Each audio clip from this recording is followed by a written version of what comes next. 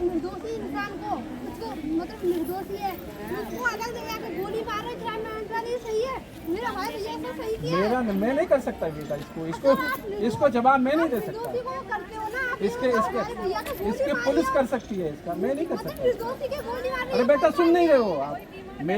मेरा काम है, मेरी जेल में जो कैदी आता है उनकी देखभाल करना। मेरा काम क्या है? मेरा काम क्या है? ये काम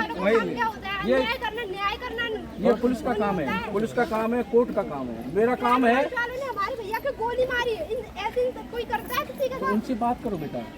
और बिल्कुल निर्दोषी इंसान तो हमारे तुम बात करो। तुम कभी गाड़ी उठा के लेके आए, हमें दीवार में बंद कर रूम में बंद कर दिया। 4 साल हो गए। 4 साल हो गए। तो अच्छा आप बताओ कब से आ रहे हैं? 4 साल से आ रहे हैं। अब कैसा लगता है? आप त्योहार अच्छे से मन रहे हैं जेल में? अच्छे से बने। पहले से अच्छे मन रहे हैं ना? यही चाह रहे हैं हम का अच्छे से बने, सबके त्योहार अच्छे से बने। देखो एक काम और करना है भाई, सबको सब समझ लो। हो सकता है कि आपके भाई के अलावा और जो हो माँ के भी उसकी कोई बहन ना आई हो, तो अपने भाई से पूछ लेना। अगर जिसकी बहन आई हो तो उसको भी तलब करके जाना, उसे नहीं लगे कि मेरा कोई नहीं आया है। इतना तो कर सकते हैं। कपड़े नहीं होते कपड़े भी तो ले जा सकते हैं ना। हाँ हम बंटवाते हैं कपड़े। अभी 150 कैदी ऐसे थे जिन पर सालों से एक जोड़ी कपड़े थे, हमने दिए थे 150 जोड़ी कपड़े, कभी बन गया। लोगों के बाहर रखे हुए हैं ना इसलिए मिल जाएंगे उपलब्ध करा। हाँ कपड़े। हम लोगों का प्रयास है कि जेलों में जो कैदी हैं उनका अच्छे से हर त्योहार बने। ये प्रयास हमारा रहता है। अगर बात करें तो मंत्री बनने के बाद में जो पहला रक्षाबंधन वाला है उसमें 70,448 बहनें आई थी, लेकिन दूसरा अभी जो पीछे गया है इसमें कैदियों की संख्या कम हुई, बहनों की संख्या बढ़ी हुई। बहनों की संख्या आ गई 80,973। इस बार पिछले साल का भैया दूज का भी रिकॉर्ड टूटने वाला है। यहाँ के आगरा की जेल में लगभग 900 के करीब बहनें आई थी और लगभग 900 बहनें मिल चुकी हैं। ये एक रिकॉर्ड टूटने जा रहा है। जैसे जैसे सभी कैदियों के परिजनों को जानकारी ये हुई है कि हर त्यौहार अच्छे से मन रहा जेलों में, तो संख्या बड़ी है। हमें भी संतुष्टि होती है कि परिजन जब मिल लेते हैं कैदियों से तो कैदी विकृति मानसिकता में नहीं रहते। नहीं तो हर त्यौहार पे परिजनों की याद करके, अपने भाई बहन की याद करके कहीं न कहीं मन में विकृति उनके में आती है। यही प्रयास हमारा है कि कैदियों की भी अच्छे से त्यौहार मने और वो कोई विकृति मानसिकता में न रहे। हमने अब बहनों से कहा है, मैं जब लाइन में बहनों से मिला, गेट से एंटर करते ही मिला, हमने उन बहनों से भी कहा है, अंदर कैदियों से भी कहा है कि अगर आपकी बैरक में कोई कैदी ऐसा है जिसकी बहन नहीं आई है या है नहीं, तो आप अपनी बहन से उसका भी तलब करा देना। यहाँ भी हमने बहनों से कहा है कि अगर आप जा रहे हैं तो अपने भाई से पूछना कोई ऐसा कैदी तो नहीं है जिसकी बहन ना आई हो या ना हो, तो उसके भी आप तिलक करके जाएंगे तो वो उसे भी महसूस न होगा कि हमारी कोई बहन नहीं है या कोई परिजन आया नहीं है। मंत्री स्वामी प्रसाद मौर्य हैं, वो लगातार एक वो कर रहे हैं। अभी लक्ष्मी देवी के ऊपर कहा है कि 6 भुजाओं वाली देवी नहीं होती, क्या कहेंगे इसको लेकर? ये उनका क्या उद्देश्य है और मैं मान सकता हूँ कि स्वामी प्रसाद मौर्य का जो भी विचार हो, वो जिस धर्म को मानने वाले हों, पूरे उत्तर प्रदेश की जनता पे या देश की जनता पे वो अपना विचार थोप नहीं सकते। हमारे यहाँ सनातन धर्म को मानने वालों की बहुत बड़ी संख्या है और सभी धर्मों को मानने वाले हमारे यहाँ रहते हैं। ऐसा नहीं है, वो अगर नहीं मानते हैं किसी को तो न माने, कोई भी जबरदस्ती नहीं मनवाएगा उनसे, लेकिन वो अपनी विचारधारा भी किसी पर जबरदस्ती थोप नहीं सकते। लेकिन अखिलेश यादव के मतलब चुप्पी साधे हुए हैं, ऐसे बयानबाजी के बाद भी कुछ नहीं कर रहा है। हो सकता है कोई राजनीतिक उद्देश्य उनका हो और वो अखिलेश जी स्वामी प्रसाद मौर्य के माध्यम से कोई बयान दिलवाना चाहते हो। नहीं तो पार्टी में रह कर के कोई व्यक्ति इतनी बड़ी संख्या में सनातन धर्म को मानने वाले लोग हैं, वो इस तरह की अगर बातें करता है तो कहीं न कहीं कोई और उद्देश्य उनके मन में हो सकता है, राजनीतिक लाभ लेना कोई उद्देश्य हो सकता है।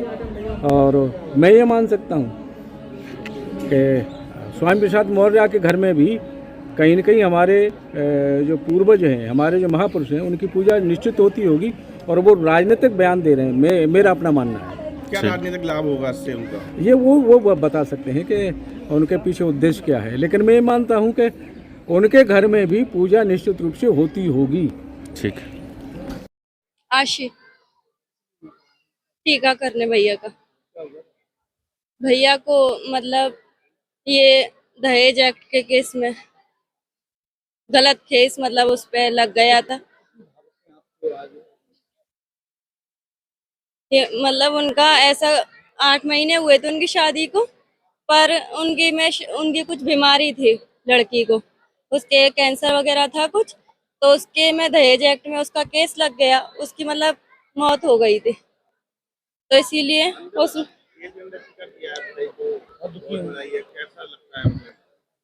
मतलब अच्छा नहीं लगता है। मतलब भाई जल्दी से जल्दी बाहर आ जाए, क्योंकि मेरे मम्मी पापा भी काफी टाइम से उनकी नौकरी थी मम्मी की पुलिस में ही, इसमें होमगार्ड में, तो उनकी जॉब भी उनकी छूट गई उसके मारे।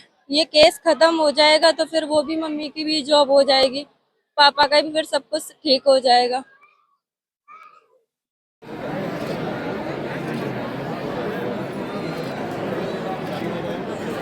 थैंक यू, बढ़िया हो गया। सर ये पुलिस का न्याय नहीं है सर। किसी से मिले? ये न्याय नहीं आप मदद के लिए मिले किसी से? है, ये न्याय नहीं है। किससे मिलेगा? गरीब आदमी को तो कोई सुनता ही नहीं है। अच्छा एक बात बताओ, मैं क्यों आया हूँ? आप हमारी सुनो ना। मैं क्यों आया हूँ बताओ? आप सर हमारी यहाँ सुन लेंगे, नहीं, मैं क्यों आया हूँ? आप नहीं सुनते हैं। अगर ये कैदी जेल में है, उन्हें जो हो मिले सुविधा न मिले, हम क्यों आए हैं? इसलिए तो आए हैं कि कैदियों की व्यवस्था देखें, आप लोगों की मिलाई ठीक हो रही है कि नहीं हो रही है। तो हम अपना काम है, हमारा जो विभाग है उस पर हम कर रहे हैं।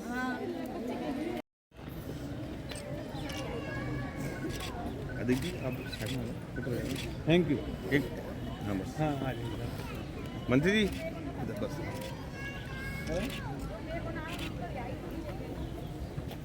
अब ये कोर्ट करेगा, हमारा काम है।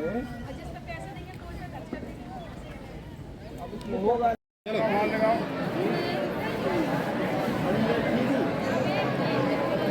चेहरा तो खुला रखो, मिठाई तो दिलाओ।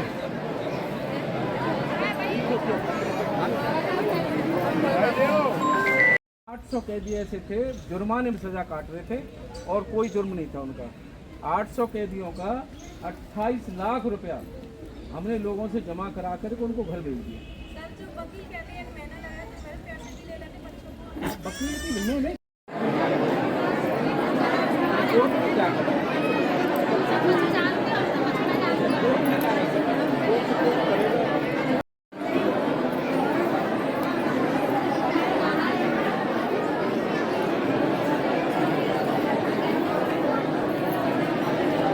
हमसे जुड़े रहने के लिए हमारे YouTube चैनल को सब्सक्राइब करें और नई वीडियो की नोटिफिकेशन के लिए बेल आइकॉन को दबाएं।